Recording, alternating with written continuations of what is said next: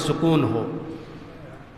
لوگ یہ پسند کریں گے کہ لوگ اپنے اپنے وطنوں کو چھوڑ کے سکون تلاش کرنے کے لیے جہاں آرائشیں زیادہ ہوں، سہولتیں زیادہ ہوں، اور جہاں پر سکون حاصل کرنے کے لیے لوگ یورپ کا سفر کریں گے۔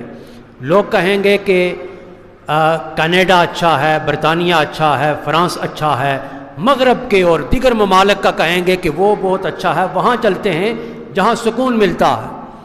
لیکن سرکار کائنات صلی اللہ علیہ وسلم نے ارشاد فرمایا کہ نہیں، تم سب کے لیے مدینہ بہتر ہے۔ اگر تم علم رکھتے ہو تو تمہارے لیے مدینہ بہتر ہے۔ تو حضرات عزیز وقار، حضور سرور کونین صلی اللہ علیہ وسلم نے جب یہ ارشاد فرمایا تو اس میں اگر دیکھا جائے تو ایک لفظ خیر ہے، خیر کا مطلب ہے بہتر۔ تو حضور علیہ الصلوۃ والسلام نے فرمایا کہ مدینہ ہر لحاظ سے بہتر ہے، دنیاوی لحاظ سے بھی بہتر ہے، اس لیے کہ اللہ تبارک و تعالیٰ نے ساری دنیا کی نعمتیں مدینہ اور مکہ کے اندر رکھ دی ہیں۔ لیکن آخرت کے اعتبار سے سرکار کائنات صلی اللہ علیہ وسلم نے ارشاد فرمایا کہ دنیاوی لحاظ سے بھی مدینہ بہتر ہے، لیکن آخرت کے اعتبار سے بھی مدینہ بہتر ہے۔ حضور سرور کونین صلی اللہ علیہ وسلم کہ اس مدینہ کی اگر عظمت پوچھنی ہے تو غریق عشق رسول صلی اللہ علیہ وسلم امام مالک رحمۃ اللہ تعالی علیہ کے مطابق مدینہ کے متعلق وہ فرماتے ہیں کہ مدینہ مکہ سے بہتر ہے، مدینہ مکہ سے بہتر ہے۔ کون؟ امام مالک، جنہیں سرکار کائنات صلی اللہ علیہ وسلم نے عالم مدینہ کے خطاب سے نوازا، فرمایا یہ مدینہ کا عالم ہے۔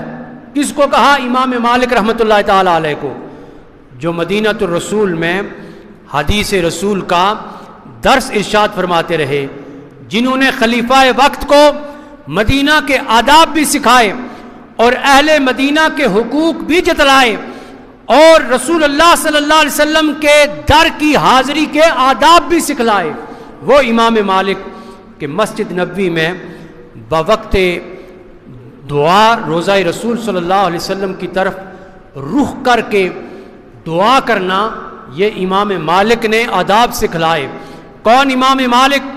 کہ جن کے متعلق محمد بن رمحہ کو خواب میں سرکار کائنات صلی اللہ علیہ وسلم نے ارشاد فرمایا میرے علم کا وارث مالک ہے، جن کے متعلق فرمایا کہ میرے علم کا وارث مالک ہے، اور جن کی ایک کتاب ہے الموطا امام مالک، جو درسیات کی تمام درس نظامی کے اس کے نصاب کے اندر شامل ہے۔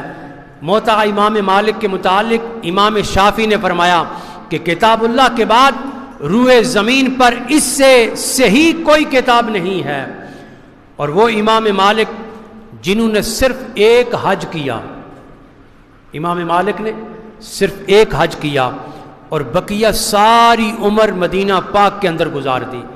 وجہ پوچھی کہ آپ مدینہ کے اندر رہتے ہیں، مدینہ سے مکہ کتنا دور ہے، آپ نے صرف ایک حج پر اکتفا کیا ہے، تو فرمایا کہ میں نے فرض ادا کر دیا ہے، اب مدینہ منورہ سے باہر اس لیے نہیں جاتا کہ باہر کہیں میری موت واقع نہ ہو جائے، اور میں مرنا چاہتا ہوں مدینہ پاک کے اندر مرنا چاہتا ہوں۔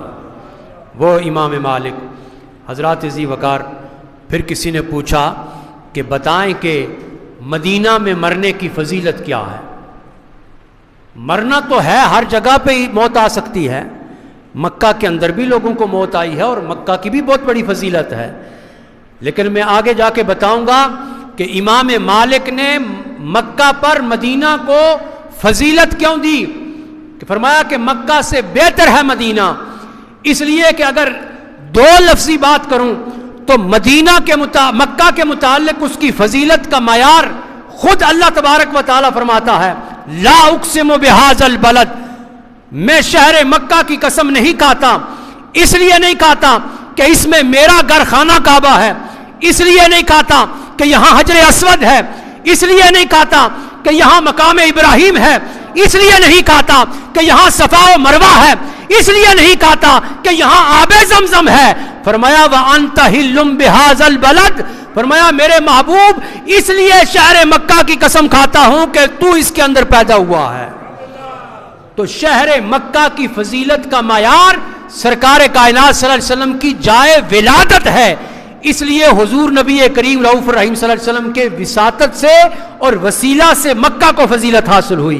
پھر سرکار جب مدینہ تشریف لے آئے، سرکار کو بھی مکہ بہت پیارا تھا، خود فرماتے ہیں کہ مکہ میں جا رہا ہوں تجھے کبھی نہ چھوڑتا، اس لیے کہ تو میرا وطن اصلی ہے، تو میرا وہ وطن ہے کہ جہاں میں پیدا ہوا ہوں۔ تو ہر انسان کو اپنے وطن سے لگاؤ ہوتا ہے، تو فرمایا تجھ سے مجھے محبت ہے، محبوب ہے، اگر لوگ مجھے یہاں سے نہ نکالتے، مجبور نہ کرتے نکلنے پر، میں تجھے کبھی نہ چھوڑ سکتا۔ تو پھر سرکار کائنات صلی اللہ علیہ وسلم جب مدینہ آئے تو حضور نبی کریم رؤوف الرحیم صلی اللہ علیہ وسلم نے مدینہ کو اپنا محبوب شہر بتا دیا۔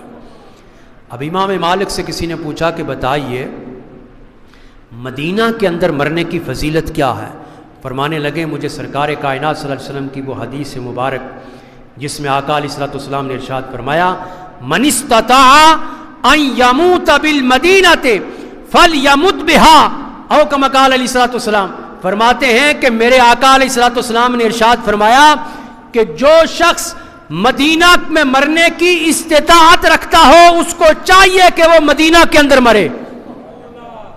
جو مدینہ میں مرنے کی استطاعت رکھتا ہو، سے مراد یہ ہے کہ جو مدینہ میں رہائش اختیار کرنے کی استطاعت رکھتا ہو اسے چاہیے کہ وہ کیا کرے؟ مدینہ کے اندر مرے۔ ترمذی شریف کی حدیث ہے۔ پھر سرکار کائنات صلی اللہ علیہ وسلم نے ارشاد فرمایا فَإِنَّ